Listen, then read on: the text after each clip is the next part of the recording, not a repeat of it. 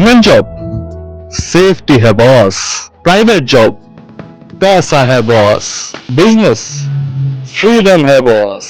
এটা হলো general thinking, পাবলিকের জেনারেল থিংকিং জব লিয়ে এরকমই থাকে।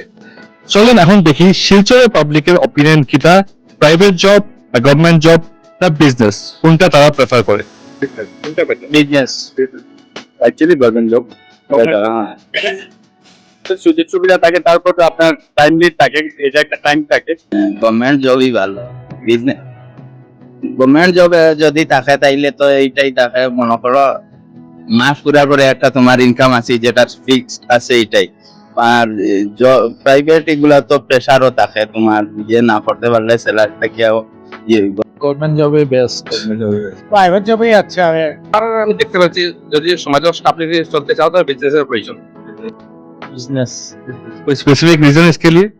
बिजनेस में तो ज्यादा पैसा मिलता है, और लेकिन जो रिस्क फैक्टर भी रहता है उसके लिए रिस्क फैक्टर भी है, लेकिन रिस्क के बिना पैसा कैसे कमाएगा। ব্যবসা করাটা ভালো। জি কোনো মানে স্পেসিফিক কারণ আপনি, তার মানে ব্যবসা মানে নিজের জীবন লাগি নাকি बिजनेस तो स्पेसिफिक रीजन? रीजन क्योंकि वो बिजनेस ऐसा होता है, बिजनेस अनलिमिटेड होता है और जॉब पे लिमिटेड होता है।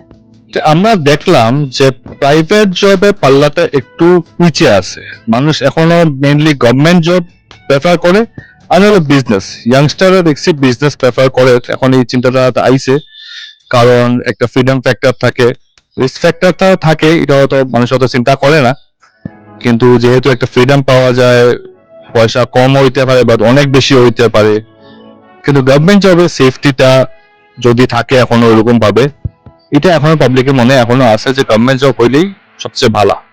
আপনার কোনটা মনে হয়, প্রাইভেট জব না গভর্নমেন্ট জব না বিজনেস? কমেন্টে অবশ্যই কইবা।